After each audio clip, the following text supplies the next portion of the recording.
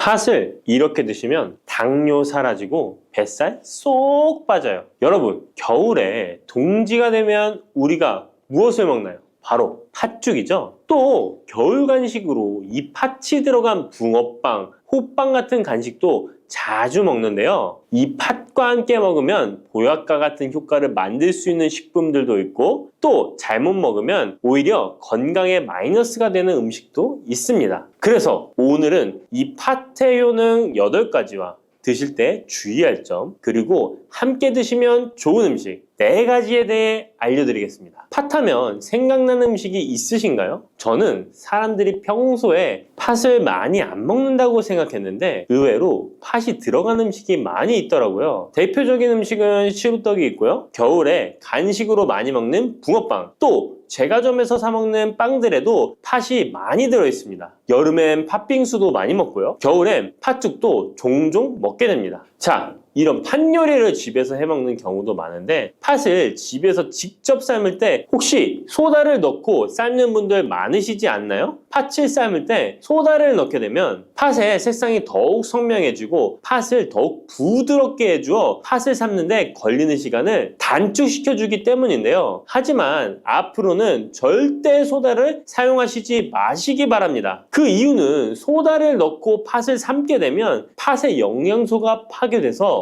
팥에 좋은 성분을 먹을 수 없게 되기 때문인데요. 자, 그래서 어떻게 팥 요리를 하는 게 좋은지 알려드릴게요. 팥을 삶을 때 먼저 흐르는 물에 깨끗이 세척해서 이물질을 제거해 주시고요. 물에 담가 약 4시간 정도 불려주십니다. 그렇게 불린 팥을 물에 넣어 삶아주면 붉은색의 팥 삶은 물이 생기잖아요. 바로 이 팥을 삶은 물이 건강에 정말 좋다는 사실 알고 계셨나요? 그 이유는 팥에 들어있는 사포닌이라는 성분 때문입니다. 간혹 팥 삶은 첫물에는 팥에 독소가 있어서 버려야 한다는 분들이 계신데요. 이는 잘못된 정보입니다. 왜냐하면 팥 삶은 첫물에 사포닌 성분이 가장 많이 들어있기 때문에 이걸 버리지 마시고 따로 담가 두었다가 하루에 1~2잔씩 차로 드시면 좋습니다. 자, 그럼 이제 팥의 구체적인 효능에 대해 말씀드릴 건데, 첫 번째는 혈관 건강에 많은 도움이 된다는 것입니다. 앞에 말씀드린 팥물은 혈관 청소부라는 별명이 있을 정도로 혈관을 깨끗하게 해주는 효능이 있습니다. 그 이유는 팥에 함유된 강력한 항산화 성분인 안토시아닌이 혈관 내 활성산소를 제거해줘서 혈관 세포 손상을 예방해주기 때문입니다. 또한 안토시아닌은 혈관 내의 염증을 줄여줘서 염증성 질환에도 좋은 효과가 있고요. 나쁜 콜레스테롤 수치를 줄여주는 효과가 있어서 고지혈증을 예방하며 심장질환의 위험도 줄이는데 큰 도움을 줄 수 있습니다. 이뿐 아니라 조선시대 기록에 보면 이 팥물로 세안을 했다는 기록이 있는데요. 팥물로 세안을 하면 피부의 노폐물을 제거하는 데 좋고 피부를 맑고 건강하게 해준다고 합니다. 비누가 없던 시절에 피부 건강을 위해 사용했던 선조들의 지혜가 정말 놀랍지 않나요? 당뇨병의 개선에 도움을 준다는 것입니다. 2014년에 발표된 한 연구에서 팥을 섭취하는 것이 2형 당뇨병 환자의 혈당 수치와 인슐린 저항성을 개선하는데 도움이 되는 것으로 보고가 됐습니다. 이 연구에서는 4주 동안 매일 팥을 섭취한 결과 당뇨 환자들의 공복 혈당 수치가 무려 평균 19.5% 감소하였고 인슐린 저항성 또한 줄어든 것으로 나타나서 당뇨가 있거나 당뇨 예방이 필요하신 분들은 꼭 팥을 꾸준히 드셔보시기 권해드립니다. 세 번째 팥의 효능은 몸의 부종을 제거하고 다이어트에 도움을 주는 것입니다. TV에서 연예인들이 이 팥으로 다이어트를 해서 효과를 봤다고 했던 적도 있었고요. 한의학 책 중에 본초 강목에 보면 팥을 오랫동안 먹으면 여위고 마르기 때문에 살찐 사람이 먹는 것이 좋다라는 내용이 나옵니다. 그래서 한의원에서 다이어트 처방을 할 때도 팥을 쓰는 경우가 많이 있는데요. 그 이유는 바로 팥에 들어있는 칼륨 때문입니다. 팥에는 쌀의 10배 이상, 바나나에 약 4배 이상의 칼륨이 들어있는데요. 이 칼륨이 몸 안에 나트륨 배출을 도와서 당뇨 환자들의 신장 부담을 줄여주고 혈압 상승을 억제해주는 효능이 있고요. 또한 이뇨작용이 있어서 이를 통해 부종을 줄여줄 수가 있습니다. 그래서 우리가 보통 물살이라고 부르는 잘 부으면서 살이 찌는 분들은 다이어트에 이 팥을 이용하시면 효과를 볼 수가 있습니다. 그래서 그에 대한 연구 결과도 있었는데요. 시험지에 팥 추출물을 먹였더니 근육 손실 없이 체지방 함량이 30% 이상 줄었고 몸무게도 37%나 감소했다고 합니다. 사람과 똑같을 수는 없지만 분명히 팥이 체중 감량에 도움이 된다는 결과라고 볼 수가 있습니다. 네 번째, 팥의 효능은 변비를 개선하는 데 도움을 주는 겁니다. 팥에는 사포닌뿐 아니라 많은 식이섬유가 들어있기 때문인데요. 사과에 비해서 약 10배나 많은 식이섬유가 들어있습니다. 그래서 팥을 섭취하게 되면 이 식이섬유가 장 운동을 활발히 하고 대변을 부드럽게 만들어 배변을 원활하게 해줄 수 있고요. 또한 이 식이섬유는 장에 있는 유익균들에게 풍부한 먹이를 제공해주기 때문에 장내 유익균의 증식에도 직접적으로 효과를 줍니다. 이를 통해서 장의 전반적인 환경을 좋게 바꿔줄 수가 있고 이것은 몸의 면역력 향상과도 연결되어 있기 때문에 우리가 프로바이오틱스를 복용할 때도 팥을 함께 드셔보면 그 효과가 커지는 것을 느끼실 수가 있을 겁니다. 다섯 번째 팥의 효능은 탈모 예방에 도움을 준다는 것입니다. 나이가 들면서 머리숱이 점점 없어져 고민하시는 분들 정말 많은데요. 팥과 함께 천연 탈모약이라 불리는 수수를 함께 드신다면 탈모 예방에 큰 도움을 받을 수 있습니다. 그 이유는 바로 팥과 수수에 들어있는 비오틴이라는 성분 때문인데요. 이 비오틴은 모발의 모공에서 자라는 단계부터 필요하고 손상된 머릿결이 재생되는 데까지 관여하는 정말 중요한 성분입니다. 건강한 머릿결을 만드는데 꼭 필요한 성분이라고 할 수 있습니다. 비오틴이 몸속에서 부족한 현상이 나타나면 머리카락이 얇아지면서 많이 빠지게 되고 또한 두피가 건조해지고 가려움증이 생기면서 탈모를 가속화할 수 있습니다. 그런데 팥에는 이 비오틴뿐 아니라 모발 성장에 도움이 되는 아미노산이 풍부하고 수수에는 미네랄 성분이 풍부하여 머리카락을 건강하게 유지하는 데 직접적으로 도움을 주게 되고요. 또한 팥과 수수에 함유된 항산화 물질들이 머릿결을 상하게 하는 자유 라디칼 성분을 중화해 주어 머리카락 건강에 큰 도움을 주는 것입니다. 여섯 번째 팥의 효능은 우리나라 사람에 꼭 필요한 탄수화물 소화를 돕는다는 것입니다. 이는 팥에 함유되어 있는 비타민 B의 역할 때문인데요. 비타민 B는 탄수화물, 단백질, 지방을 에너지로 변환하여 우리 몸을 충전해주는 역할을 합니다. 또한 신경 전달 물질인 뉴로트랜스미터의 합성에 관여해 뇌신경을 건강하게 하는 데에도 도움을 줍니다. 팥을 잘 섭취하면 뇌를 건강하게 해주어 치매 예방에도 도움이 되는 것입니다. 자, 앞에서 팥과 함께 먹으면 좋은 음식이 수수가 나왔는데요. 하나 더 말씀드릴게요. 바로 호박입니다. 호박은 기본적으로 여러 영양성분이 풍부하지만 호박에는 비타민 B가 없어서 호박과 팥을 함께 드시면 서로의 부족한 부분을 채워줄 수가 있고요. 또한 호박에도 소화 기능을 개선해주는 기능이 있어서 팥과 함께 드시면 시너지 효과가 있고요. 그리고 팥처럼 호박에도 이뇨작용이 있는데요. 팥과 호박의 이뇨작용은 과정이 약간 다릅니다. 팥은 몸속의 부종, 노폐물과 독소를 빨아들여서 배출하는 이뇨작용을 하는 것이고요. 호박은 신장에서 만들어지는 호르몬의 분비를 억제하여 이뇨작용을 촉진하게 되는데 이렇게 되면 신장에 과다하게 축적되는 수분을 배출하는 역할을 해줄 수가 있어서 더 도움이 될 수 있습니다. 일곱 번째 팥의 효능은 빈혈을 개선하는 데 도움을 주는 것입니다. 보통 우리 몸에 철분이 부족해지면 빈혈 증상이 나타나죠. 빈혈로 인해 어지러움, 두통, 체력 저하 등의 증상이 나타나게 되는데 팥에는 앞에서 얘기한 단백질, 식이섬유, 칼륨, 비타민, 비오틴뿐만 아니라 바로 칼슘과 철분 또한 풍부합니다. 팥에 함유된 철분의 함량이 우유의 약 100배나 된다는 사실 알고 계셨나요? 그래서 팥을 드시면 철분 부족으로 인한 빈혈을 개선하는데 도움이 되기 때문에 빈혈이 있으신 분들은 꼭 기억하시면 좋겠습니다. 여덟 번째 팥의 효능은 스트레스를 줄여주는데 도움을 준다는 것입니다. 팥에 함유된 비타민 B가 신경계를 안정화시켜주는 효과가 있어서 스트레스로 오는 증상들을 줄여줄 수가 있고요. 또 팥에는 마그네슘의 함량도 높은데요. 마그네슘 또한 신체의 스트레스 반응을 조절하는 데 중요한 역할을 합니다. 팥 속에 들어있는 마그네슘을 통해서 스트레스로부터 몸이 회복되는 데 도움을 받을 수가 있습니다. 그리고 팥에는 복합 탄수화물도 풍부한데요. 복합 탄수화물은 천천히 소화되어 급격한 혈당 상승을 방지하고 일정한 에너지 공급을 유지하는 데 도움이 됩니다. 이는 스트레스 상황에서도 안정적인 에너지 공급을 유지할 수 있게 해줘서 스트레스를 관리하는 데 도움이 될 수 있습니다. 이렇게 좋은 팥도 드실 때 주의사항이 있는데요. 과하게 많이 드시면 이뇨작용 때문에 몸에 무리를 줄 수 있는데요. 이를 방지할 수 있는 방법이 있습니다. 바로 찹쌀과 함께 드시는 겁니다. 팥죽을 끓일 때 찹쌀을 넣어 함께 죽을 만드는 경우도 있고 쫄깃쫄깃한 찹쌀로 경단, 새알을 만들어 넣어 먹는 경우도 있죠. 선조들의 지혜가 정말 놀라운데요. 이렇게 찹쌀과 팥을 함께 드시면 팥 때문에 몸 안에 수분이 과하게 빠져나가는 것을 찹쌀이 막아줘서 문제가 생기지 않게 해주는 것입니다. 그리고 다른 주의사항은 팥의 찬 성질인데요. 그래서 장이 좋지 않은 분들이 팥물을 많이 드시게 되면 소화불량, 복부팽만, 복부 통증을 일으킬 수 있으니까 주의하셔서 조금씩 드셔보시는 게 좋고요. 만약에 이런 점이 불편한 경우에는 생강과 함께 드시면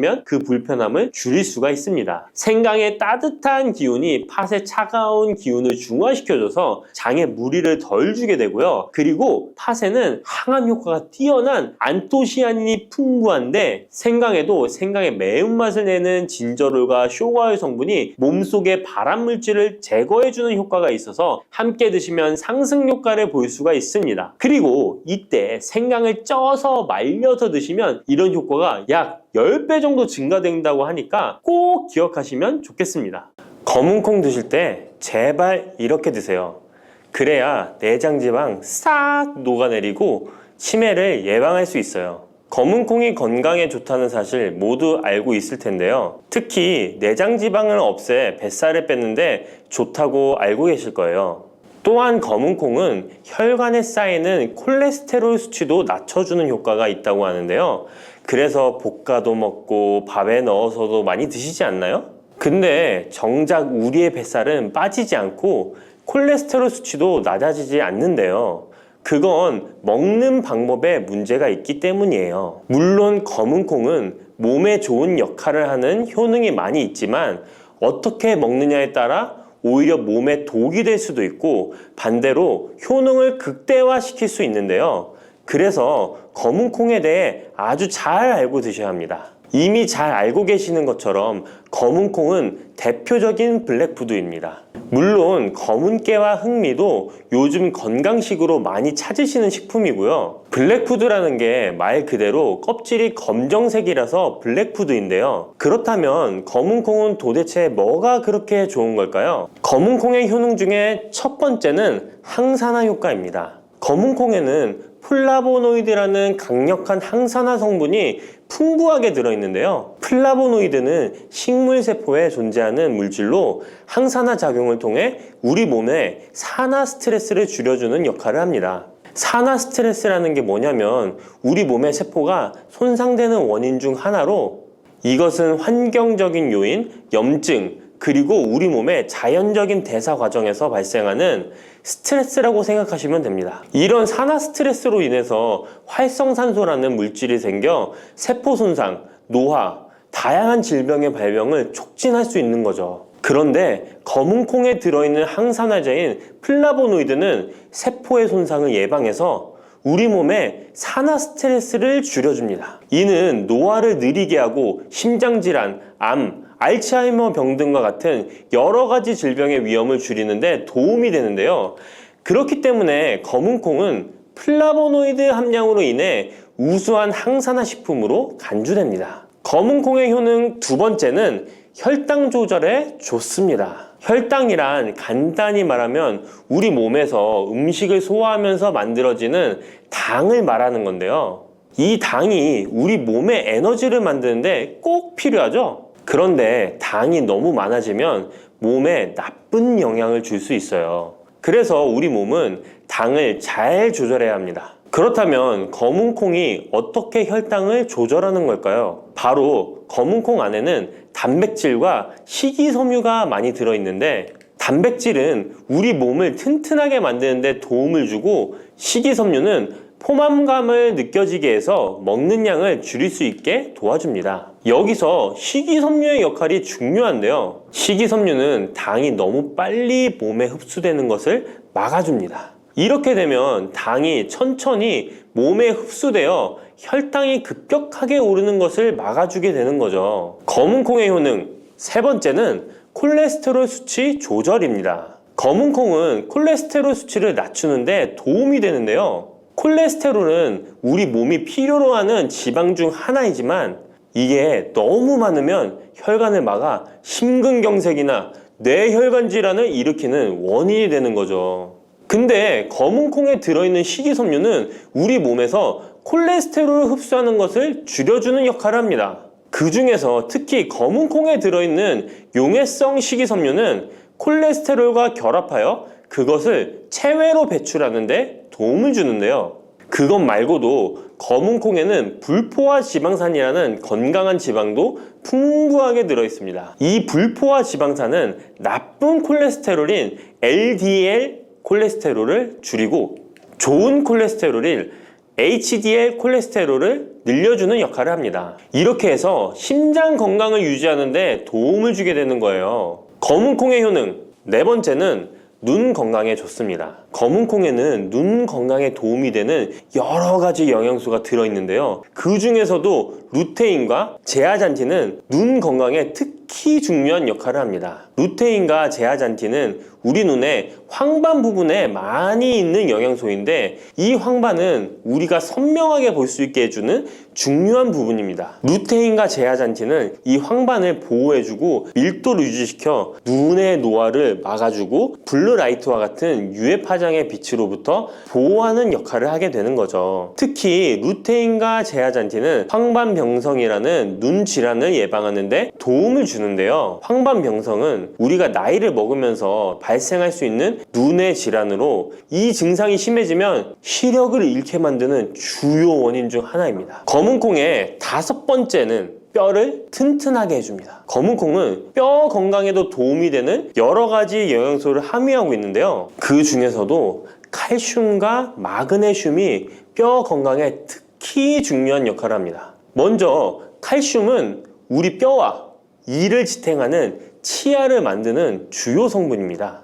또한 우리 몸의 다른 중요한 기능들, 예를 들어 심장 박동과 신경 전달에도 필요한 물질입니다. 이런 중요한 칼슘이 검은콩에는 풍부하게 들어있어서 꾸준히 섭취하면 뼈를 튼튼하게 해주는 게 탁월한 식품이라고 할 수 있는 거죠. 그리고 마그네슘도 뼈 건강에 중요한 역할을 하는 미네랄인데요. 마그네슘은 칼륨이 우리 뼈에 제대로 흡수되는 것을 도와줍니다. 또한 이 마그네슘은 뼈의 구조를 유지하는 데 필요하며 뼈를 강하게 만드는 데 도움을 줍니다. 검은콩의 효능 여섯 번째는 피부 노화를 막아주는 효능이 있습니다. 검은콩에 들어있는 비타민 E, 아미노산, 그리고 항산화 성분이 피부 건강에 특히 중요한 역할을 합니다. 먼저 비타민 E는 피부를 보호하는 데 중요한 역할을 합니다. 비타민 E가 피부의 수분을 유지하는 데 도움을 주는데요. 추가로 비타민 E는 피부의 재생을 지원하고 피부 표면의 건강을 유지하는 데 필요한 지방산을 보호하는 역할까지 합니다. 이것뿐만 아니라 검은콩에 들어있는 아미노산은 우리 몸에 단백질을 만드는 데 필요한 성분인데요. 이게 왜 피부에 좋냐면 우리의 피부는 대부분 콜라겐이라는 단백질로 이루어져 있는데 바로 이 콜라겐은 피부의 탄력을 유지해 주는데 좋아서 항상 탱탱한 피부로 보이게 되는 거죠. 또한 검은콩에는 아미노산이 풍부하게 들어있는데요. 아미노산도 콜라겐 생성에 도움을 줍니다. 검은콩의 효능 일곱 번째는 치매를 예방하는 효능이 있습니다. 검은콩에는 오메가3 지방산이라는 불포화 지방산이 들어있는데요. 이 오메가3 지방산은 우리 몸이 스스로 생성하지 못하기 때문에 식품을 통해 섭취해야 하는 필수 지방산입니다. 근데 오메가3 지방산이 뇌 건강에 매우 중요한 영향이 있다는 게 포인트인데요. 뇌는 약 60%가 지방으로 이루어져 있고 그중 대부분이 오메가3 지방산인 DHA로 구성되어 있습니다. 바로 이 오메가3가 뇌세포의 막을 구성하며 신경 전달 물질의 생성과 기능에 관여하여 학습 능력과 기억력을 향상시키는데 도움을 줍니다. 또한 오메가3 지방산은 뇌 염증을 줄이고 뇌세포를 보호하는 역할도 하는데요. 이것은 뇌 노화를 지연시키고 뇌 질환을 예방하는 데 도움을 주게 되는 거죠. 결국 오메가3 지방산은 치매 같은 뇌질환의 위험을 감소시키는데 효과적이라고 할 수 있습니다. 검은콩의 효능 8번째는 탈모 예방에 탁월합니다. 검은콩에는 모발의 성장에 필수 성분인 시스테인이 가득한데요. 이 성분들이 혈액순환에도 도움을 줘서 탈모도 예방이 되고 새치가 생기는 것도 막아주는 모발 건강에 정말 좋은 성분이라고 할 수 있습니다. 그러니까 나이가 들수록 꼭 드셔야 하는 음식이라고 생각하시고 드셔야겠죠. 근데 이런 어마어마하게 몸에 좋은 검은콩도 드실 때 주의해야 할 점이 있는데요. 아무리 좋다고 해도 과다 섭취는 안 되는 거 아시죠? 검은콩에는 피틴산이라는 성분이 들어있는데 이는 식물이 생장하는 과정에서 필요한 미네랄을 저장하는 역할을 합니다. 하지만 이 성분이 과도하게 섭취되면 우리 몸에서 필요한 미네랄인 칼슘, 철분 등의 흡수를 방해할 수 있습니다. 검은콩은 단백질과 식이섬유가 풍부하므로 잘 익히지 않고 먹으면 소화가 잘 되지 않을 수 있습니다. 요리하시기 전에 충분히 물에 불리고 완전히 익혀 드시면 되는데요. 하루 섭취 권장량은 50g 정도로 종이컵 1컵 정도 양이면 충분하다고 할 수 있습니다. 밥하실 때 특히 서리태 같은 검은콩 많이 넣어 드시잖아요. 오늘부터는 충분히 물에 불리고 무조건 많이 넣는다고 좋은 건 아니니 적당량을 잘 넣어서 드시면 좋겠습니다. 근데 검은콩 드실 때 다른 음식들과 같이 먹게 되는데요. 밥 지을 때 넣거나 다른 음식과 같이 먹기도 하는데 같이 먹으면 오히려 독이 되는 음식이 있다는 거 아시나요? 검은콩과 함께 먹으면 독이 되는 음식 첫 번째는 우유입니다.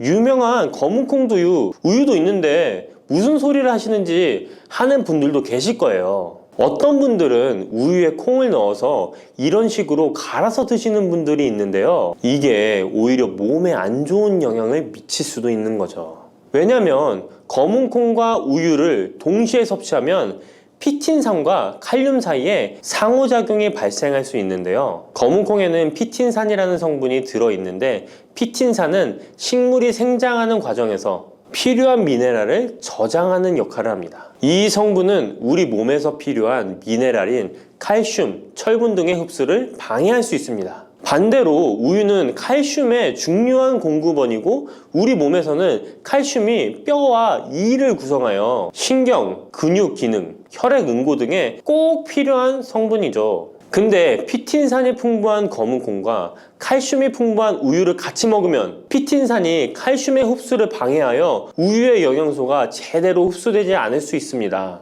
같이 드시면 절대 안 되거나 나쁜 큰 영향을 미친다는 것이 아니라 각각의 영양소의 섭취 목적으로는 따로 먹는 걸 추천드리는 거예요. 오해하시면 안 돼요. 검은콩과 함께 먹으면 독이 되는 음식 두 번째는 토마토입니다. 왜냐면 토마토가 콩의 단백질 흡수를 방해하고 소화를 어렵게 만들 수 있는 산성이기 때문인데요. 토마토의 산성 성분이 단백질의 흡수를 방해하면 콩에 충분히 있는 단백질이 몸에 흡수가 안 되어 콩의 영양 가치가 아무런 의미가 없게 되는 상황이 올 수 있는 것입니다. 또한 토마토의 산성 성분은 이미 단백질이 풍부하고 소화하기 어려운 콩을 더욱 소화하기 어렵게 만들 수 있습니다. 그렇지 않아도 나이가 들면 신진대사가 활발하지 않아 소화가 안 되는데 소화불량을 일부러 만들 필요는 없겠죠? 검은콩과 함께 먹으면 독이 되는 음식 세 번째는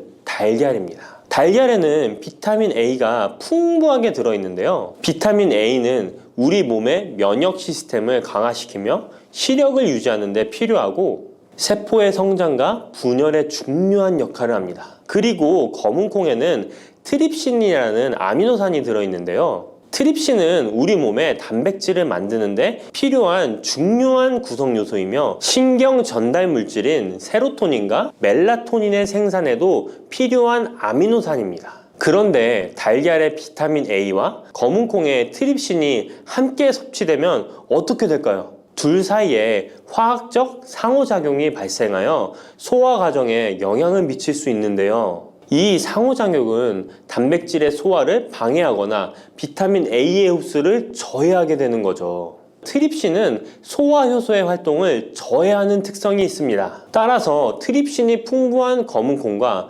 비타민 A가 풍부한 달걀을 함께 섭취하면 좋은 영양소를 흡수 못하는 결과를 가져올 수 있습니다. 앞으로는 무심코 검은콩과 같이 먹을 때 독이 되는 음식은 같이 안 드셨으면 좋겠습니다. 그렇다면 같이 먹을 때 궁합이 정말 잘 맞는 음식도 있지 않을까요? 정말 찰떡궁합인 음식들도 있습니다. 검은콩과 궁합이 정말 잘 맞는 음식, 첫 번째는 흰 쌀밥입니다. 이미 다들 밥에 검은콩 넣어서 드시잖아요. 밥하고 검은콩은 그만큼 궁합이 잘 맞는다고 알고 계신 거죠. 검은콩에 들어있는 식이섬유는 소화 과정에서 천천히 분해되고 흡수되어 장기간 동안 포만감을 유지시키는데 도움이 되는데요. 밥과 함께 섭취하면 이런 효과가 더욱 증가를 하게 돼서 다이어트에도 효과적이라고 할 수 있습니다. 검은콩에는 저항성 전분이라는 성분이 들어있는데 이 성분은 혈당 수치의 급격한 상승을 막아주는데요. 흰 쌀밥에는 탄수화물이 많아서 혈당 수치가 급격히 상승할 수 있지만 검은콩과 함께 섭취를 하면 당 수치를 완화시키는데 도움이 되는 거죠. 이처럼 검은콩과 흰 쌀밥을 같이 먹으면 충분한 영양소 섭취, 포만감, 혈당 조절 이렇게 일석삼조의 효과를 누릴 수 있으니 정말 찰떡궁합인 것입니다. 검은콩과 궁합이 정말 잘 맞는 음식 두 번째는 당근입니다. 당근에는 비타민, 미네랄, 식이섬유 등 다양한 영양소를 함유하고 있는데요. 특히 루테인이 풍부한 당근은 강력한 항산화 효과와 눈 건강을 유지하는 데 좋은 재료입니다. 검은콩과 루테인이 풍부한 당근을 함께 섭취하면 콩의 단백질이 당근의 영양소를 흡수를 돕는 동시에 당근의 루테인이 콩의 영양소 흡수를 돕습니다. 서로 소화가 잘 되게 영양소 흡수가 잘 되게 도와주는 음식인 거죠. 당근 말고도 시금치와 같은 채소도 같은 역할을 하니 식사하실 때 당근이 들어간 음식이나 시금치 나물 같은 음식들과 같이 드시면 효과가 정말 좋을 거라 생각합니다. 검은콩과 궁합이 정말 잘 맞는 음식 세 번째는 닭고기입니다.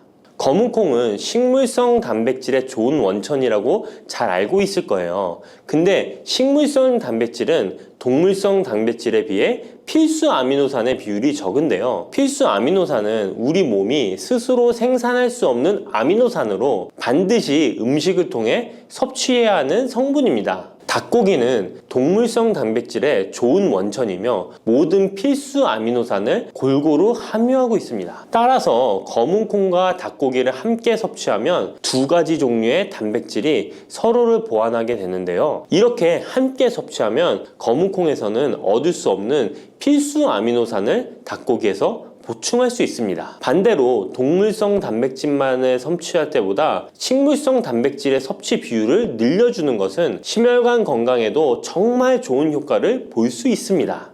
마늘이 몸에 좋다는 사실은 너무도 잘 알고 계시죠? 그런데 이것과 함께 먹으면 암과 치매에 걸린다니 깜짝 놀라셨나요? 아무리 몸에 좋은 마늘이지만 함께 먹으면 오히려 몸에 독이 되는 음식들도 있습니다. 그리고 마늘은 생마늘, 구운 마늘, 찐 마늘, 절인 마늘, 흑마늘 등 먹는 방법이 다양하잖아요. 이렇게 먹는 방법에 따라서도 우리 몸에 주는 효능이 다르답니다. 여기서 잠깐! 마늘 껍질은 대부분 먹지 않고 버리시잖아요.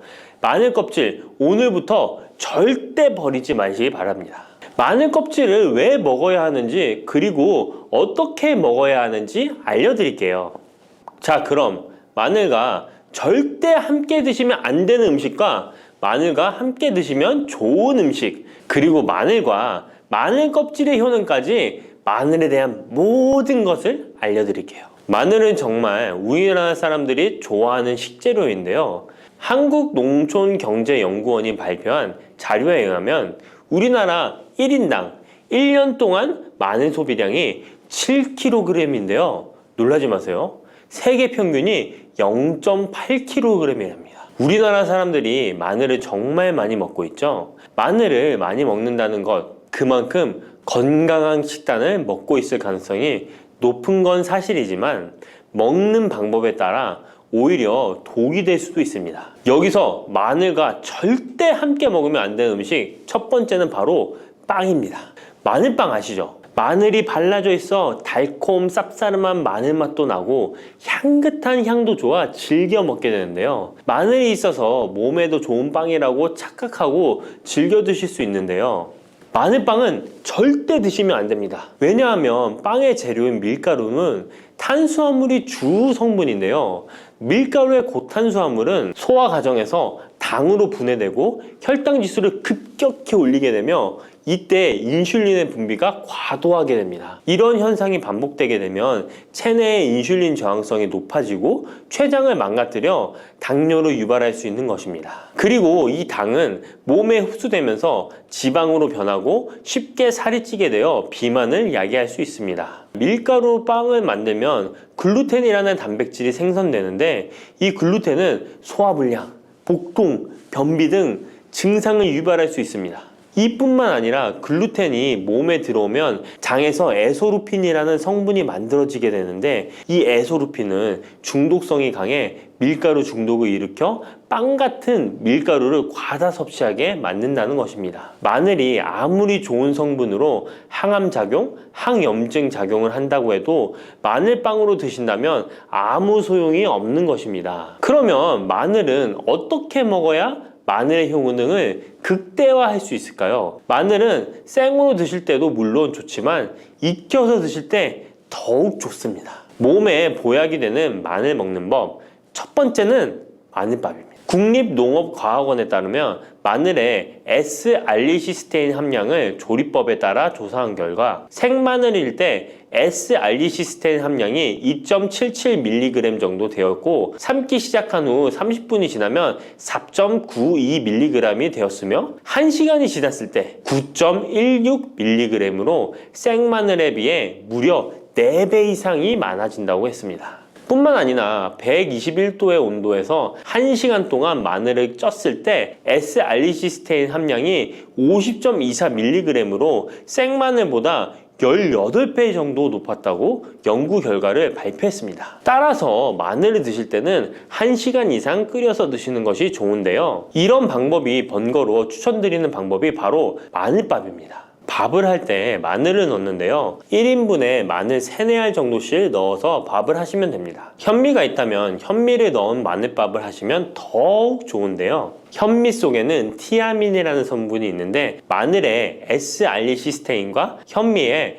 알리티아민 두 가지 성분을 모두 섭취하여 항암 효과뿐만 아니라 피로회복, 근육통 완화에도 좋은 밥이 되는 것입니다. 그럼 마늘밥을 하기 위해 마늘을 까고 나면 껍질은 어떻게 하셨나요? 버리셨나요? 오늘부터는 절대 버리지 말기 바랍니다. 마늘에 효능하면 첫 번째로 생각나는 것이 아마도 항암 효과일 거예요. 그런데 마늘 껍질을 통해 엄청난 항암 효과를 누릴 수 있는데요. 우리나라 연구진에서 연구한 결과 마늘 껍질을 70% 에탄올 용매로 반복 추출해서 만든 마늘 껍질 추출물이 암 예방 효과에 탁월한 효능이 있다고 발표되었습니다. 특히 유방암, 위암, 간암, 대장암, 폐암, 세포뿐 아니라 다양한 암세포에 대한 억제 효과가 있다고 했는데요. 그 중에서도 유방암 세포의 증식을 억제하는 데 효과가 가장 높았다고 합니다. 마늘 껍질의 두 번째 효능은 바로 심혈관을 튼튼하게 한다는 것입니다. 마늘 껍질은 마늘 알맹이보다 식이섬유가 4배, 폴리페놀이 7배나 많게 함유되어 있는데요. 식이섬유는 혈관 내에 나쁜 콜레스테롤을 흡착해 몸 밖으로 배출하는 데 도움을 주고 항산화 성분인 폴리페놀은 콜레스테롤이 산화되는 것을 막아 나쁜 콜레스테롤이 만들어지는 것을 방지하는 데 효능이 있는 아주 중요한 성분입니다. 마늘 껍질에 함유된 알리신 성분은 혈중 지지를 낮춰 콜레스테롤과 중성지방을 낮추는 데 효과적인 성분입니다. 이를 통해 동맥경화를 방지하는 데 도움을 주어 심혈관 질환을 예방하는 데 좋은 성분인 것입니다. 또 마늘 껍질을 말려 분말로 만들어 음식에 넣어 드시면 비만을 막아주는 효과를 볼 수 있는데요. 식이섬유가 풍부해 지방의 흡수를 막고 나쁜 지방을 배출하는 데에도 탁월한 효능이 있습니다. 뿐만 아니라 체내 지방의 대사를 촉진하여 지방 분해가 빠르게 일어나 체지방을 제거하는 데 아주 효과적입니다. 그리고 마늘 껍질 분말로 드시는 방법 말고 차로도 드시는 방법이 있는데요. 마늘차 우리는 법을 알려드릴게요. 마늘 껍질을 깨끗하게 씻어 말린 다음에 기름을 두르지 않은 팬에 마늘 껍질을 넣고 볶아주어 수분을 없애줍니다. 이렇게 하는 이유는 수분을 없애는 것도 있지만 마늘 껍질을 열을 가하게 되면 항산화 성분인 폴리페놀과 플라보노이드 성분이 증가하기 때문입니다. 이렇게 수분을 없앤 마늘 껍질을 냉동실에다 보관하셨다가 드실 때 끓는 물에 소주 반 컵을 넣고 물 1리터, 마늘 껍질 15g 정도 넣고 끓여주시면 됩니다. 이렇게 끓인 마늘 껍질차를 따뜻하게 드셔도 되고 냉장고에 넣어 시원하게 드셔도 괜찮습니다. 마늘이 몸에 좋다고 해서 꿀에 마늘을 재워 드시는 분 계시잖아요. 물론 꿀마늘이 몸에 좋은 분들도 계시지만 꿀과 마늘은 절대 함께 드시면 안 되는 음식입니다. 식품 비방이라는 문헌에 보면 꿀과 마늘은 함께 먹으면 안 된다라고 적혀 있는데요. 그 이유는 꿀과 마늘은 둘 다 열을 내는 뜨거운 음식이기 때문입니다. 꿀과 마늘을 함께 먹게 되면 체질이 맞지 않는 경우에는 부작용이 클 수 있기 때문입니다. 체질에 맞지 않는 분들이 이 꿀마늘을 드시게 되면 눈의 충혈이 잦아지고 노화가 빨라질 수 있습니다. 돋보기를 빨리 쓸 수 있게 된다는 거죠. 또한 두통이 생기며 피부에도 트러블이 생기는 부작용도 있으니 꼭 기억하시기 바랍니다. 당 섭취에 주의하셔야 하는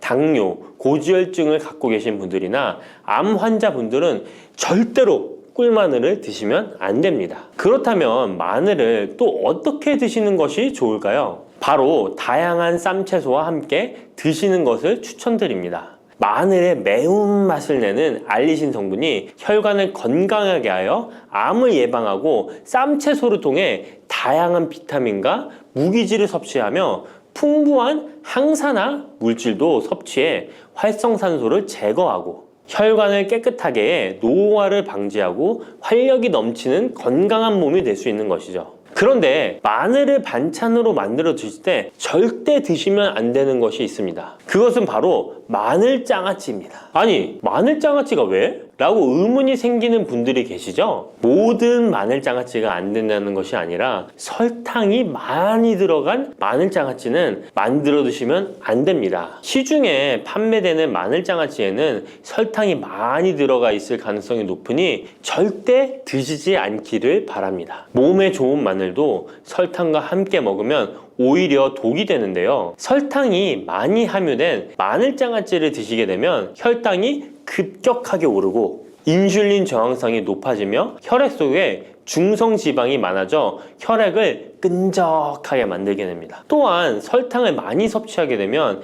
뇌에서 기억력을 담당하는 해마의 크기를 줄어들게 해 기억력을 감퇴시키고 나아가 치매를 일으킬 수도 있습니다. 집에서 마늘장아찌를 담가 드실 때는 설탕을 넣지 말고 건강한 식재료만을 사용하시는 것이, 마늘을 건강하게 드실 수 있는 또 다른 방법은 흑마늘을 추천드립니다. 마늘에 열을 가하면 마늘색이 점점 짙어져 결국 까맣게 변하는 흑마늘이 되는데요. 그 이유는 마늘 속에 있는 당류와 단백질인 아미노산이 반응하여 갈색을 띠는 멜라노이딘 색소가 만들어지기 때문입니다. 이 반응을 마이야르 반응이라고 하죠.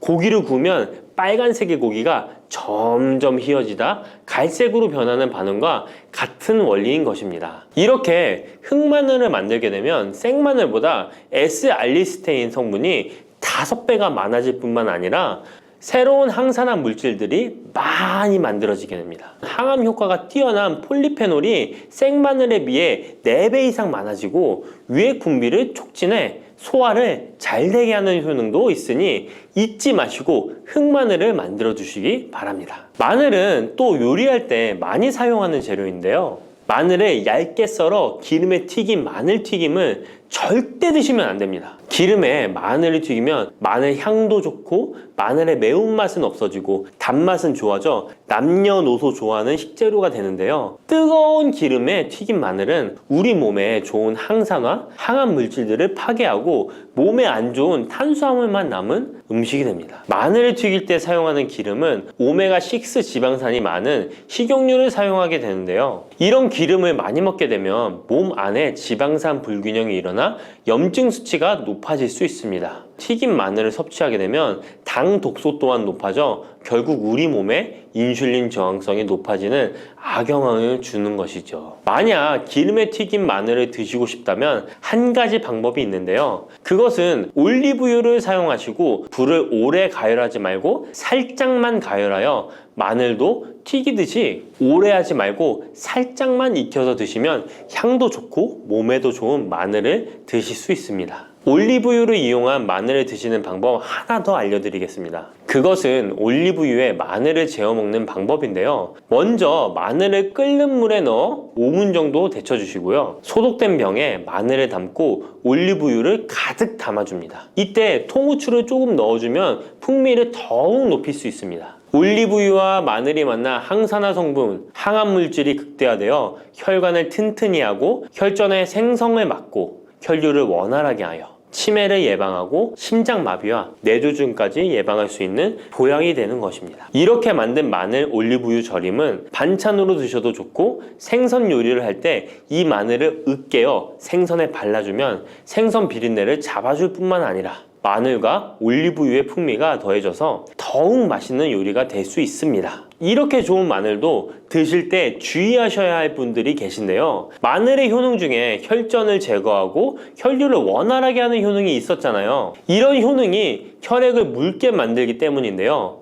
와파린, 아스피린 같은 혈전 용해제를 복용하시는 분들이 마늘을 많이 드시게 되면 상처가 났을 때 피가 잘 멈추지 않을 수 있으니 주의하시기 바랍니다. 평소 위염이나 위궤양이 있어서 위가 안 좋으신 분들은 마늘에 알리신 성분이 위 점막을 자극하여 증상이 악화될 수 있으니 주의하시기 바랍니다. 그리고 과민성 대장 증후군이 있는 분들도 마늘을 많이 드시게 되면 복통이 일어날 수 있으니 마늘은 조금만 드시길 바랍니다. 당근이 몸에 좋다는 사실은 이미 알고 계시죠? 몸에 좋다는 당근도 먹는 방법과 함께 먹는 음식에 따라 몸에 독이 될 수도 있고 보약이 될 수도 있다는 사실 알고 계신가요? 당근과 함께 먹으면 보약이 되는 음식, 당근을 먹는 방법, 그리고 당근을 제대로 먹을 때 나타나는 놀라운 효능까지 당근에 대한 모든 것을 알려드릴게요. 그리고 연예인이 3주 동안 11kg나 감량했다고 하는 당근 다이어트 방법도 영상 뒷부분에 있으니까 끝까지 시청해주세요. 그럼 당근에 대한 모든 것 바로 시작합니다. 당근의 대표적인 효능은 베타카로틴에서 나옵니다. 베타카로틴은 채소를 노란색, 주황색, 빨간색이 되도록 하는 성분이며 대표적인 항산화 물질입니다. 항산화 작용을 한다는 것은 항염증 작용을 한다는 것이고 항염증 작용을 한다는 것은 바로 항암 작용을 할 수 있다는 것인데요. 당근의 첫 번째 효능은 눈 건강을 좋게 한다는 것입니다. 당근의 베타카로틴이 우리 몸속에 들어오게 되면 비타민 A가 되는데요. 비타민 A는 눈 건강을 좋게 하는 성분이죠. 당근을 먹으면 눈이 좋아진다는 말을 많이 들어보셨나요? 눈 건강을 위해 루테인을 드시는 분들이 점점 많아지고 있습니다. 그렇다면 눈에 좋다는 루테인, 영양제를 먹는 것과 당근을 먹는 것은 어떤 차이가 있을까요? 영양제와 당근에는 모두 비타민 A, 루테인, 지아잔틴 등이 들어있어서 시력을 유지하고 눈의 노화를 방지해주며 황반 변성 등의 질환도 예방해줍니다. 당근에는 여기에 비타민 C, 비타민 K, 그리고 필수 미네랄이 더 있어서 항산화 효과 및 뼈 건강에도 도움을 받을 수가 있게 되고요. 우리가 혈액순환이 잘 안 될 때는 루테인 영양제를 드신다고 해도 효과에 한계가 있을 수 있어서 평소에 당근을 좀 더 드셔보시는 걸 추천해드립니다. 두 번째 당근의 효능은 노화 방지입니다. 이것도 베타카로틴의 효능과 관련이 있습니다. 노화가 된다는 것은 몸이 산화가 되고 염증이 많아진다는 것인데요. 염증이 몸 안에 곳곳에서 문제를 일으키게 되는 것이죠. 이런 염증을 없애주는 것이 바로 노화를 방지하는 건데요. 바로 당근의 베타카로틴과 비타민 C에는 강력한 항산화 작용으로 염증을 없애주고 노화를 방지해주는 것입니다. 세 번째 당근의 효능은 장을 건강하게 하고 당뇨를 예방한다는 것입니다. 요즘에 당근 주스 많이들 만들어 드시는데요. 착즙해서 드시는 분들 많으시죠? 약간 아쉬운 것은 착즙하고 남은 찌꺼기는 모두 버린다는 것입니다. 당근은 사실 식이섬유 폭탄이라고도 할 수 있는데요. 당근의 베타카로틴이 혈액 내의 염증을 제거하고 당근의 식이섬유는 장 속의 노폐물을 제거하는 역할을 해줍니다.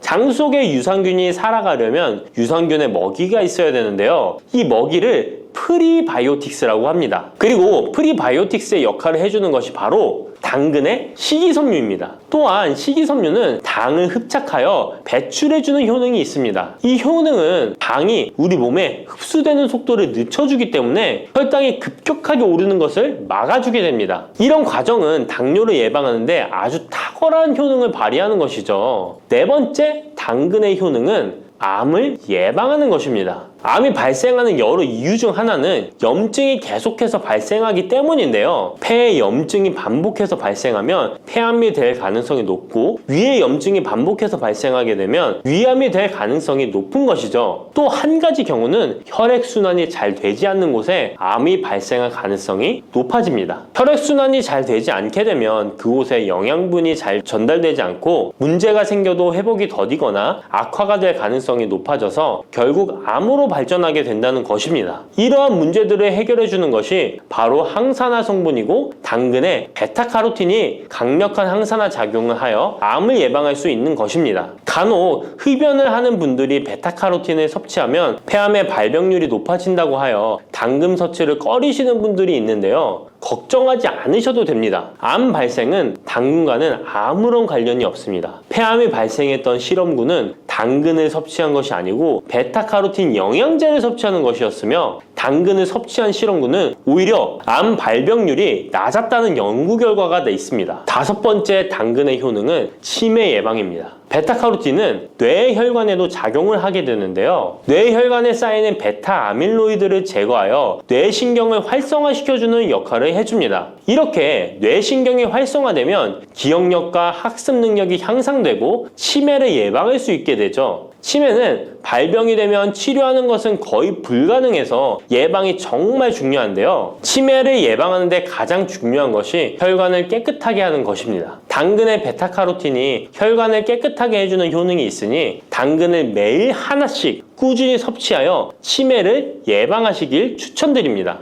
여섯 번째 당근의 효능은 바로 다이어트에 효과적이라는 것입니다. 여성 연예인이 당근 다이어트로 3주 동안 11kg을 감량한 사실도 있는데요. 이런 효과를 누릴 수 있는 이유가 당근에 함유된 식이섬유 때문입니다. 풍부한 식이섬유는 포만감을 주고 섭취한 당 성분과 지방 성분을 배출시켜주는 역할을 하기 때문에 다이어트에 탁월한 효능이 있는 것이죠. 그렇다면 연예인이 활용했던 당근 다이어트 레시피 지금부터 알려드릴게요. 먼저 당근을 잘 씻어서 잘게 채를 썰어줍니다. 당근 한 개에 소금 한 스푼을 넣어서 10분 정도 저어주시고 절인 물은 꼭 짜서 버려줍니다. 그리고 올리브오일과 식초에 버무려 밀폐 용기에 담아 냉장고에서 2~3시간 숙성하신 후에 드시면 됩니다. 먹을 때는 사과를 채 썰어서 함께 드시면 더욱 맛있게 드실 수 있습니다. 이렇게 좋은 당근도 먹는 방법에 따라 효과를 10배 이상 늘릴 수도 있고 함께 먹으면 더욱 좋은 음식들이 있는데요. 우선 당근을 드실 때 다이어트가 목적이라면 생으로 드시는 것이 가장 효과가 좋습니다. 다만 식이섬유는 소화가 잘 되지 않기 때문에 장이 안 좋은 분들은 익혀서 드시는 것이 좋습니다. 그리고 당근을 드실 때는 껍질까지 함께 드시는 것을 추천드리는데요. 당근의 영양 성분은 껍질에 가장 많이 함유되어 있기 때문입니다. 그리고 당근의 베타카로틴은 지용성 성분입니다. 지용성이라는 것은 기름에 잘 녹는다는 것인데요. 따라서 베타카로틴을 잘 흡수하기 위해서는 기름과 함께 섭취하는 것이 좋습니다. 오메가3가 풍부한 올리브유나 들기름, 아마씨유 같은 기름을 사용하면 좋고요. 이렇게 기름을 사용해서 살짝 익혀 드시게 되면 생으로 드셨을 때 10% 정도 흡수되는 베타카로틴을 70% 정도 흡수할 수 있게 됩니다. 엄청난 차이죠? 기름에 볶을 때 주의사항은 너무 오래 익히지 말고 살짝만 익혀서 드시는 것이 좋습니다. 너무 오래 볶으면 오메가3를 함유한 기름도 산패되어서 문제가 될 수 있기 때문입니다. 다음으로 함께 먹으면 좋은 음식들을 알려드릴게요. 몇 년 전부터 유행하고 있는 주스 있잖아요. ABC 주스라고 하는데요. 들어가는 재료는 사과, 비트, 그리고 당근이죠. 이 세 가지를 함께 갈아서 주스로 마시면 항산화 폭탄 주스를 마시게 되는 것인데요. 이 세 가지 중에서 비트의 효능이 혈관을 확장시켜주는 역할을 합니다. 풍부한 항산화 성분들이 확장된 혈관을 따라 온몸 구석구석에 공급되어 혈관을 깨끗하게 하고 염증을 제거하여 각종 질병을 예방할 수 있게 되는 것이죠. 다만 비트에는 옥살산이 함유되어 있어서 신장의 결석을 유발할 수 있기 때문에 신장이 약하신 분들은 약간의 주의가 필요하고요. 그래서 요즘엔 이 비트를 빼고 사과, 양배추, 당근 이렇게 세 가지를 넣은 ACC 주스를 많이 드시는데요. 양배추는 우리 몸의 진액을 보충해줘서 점막을 촉촉하게 해주는 효능이 있어서 외부로부터 들어오는 바이러스와 이물질을 배출시켜주는 탁월한 효능이 있습니다. 그리고 항암 효과를 극대화시켜줄 수 있는 음식도 알려드릴게요. 바로 브로콜리와 단호박을 당근과 함께 드시면 됩니다. 세 가지를 생으로 드시는 것보다 찜기에 쪄서 드시면 흡수율을 훨씬 높일 수 있고요. 올리브 오일과 약간의 소금을 넣고 물과 함께 섞어서 드시면 맛도 좋고 건강에도 좋은 강력한 항암 주스로 드실 수 있습니다.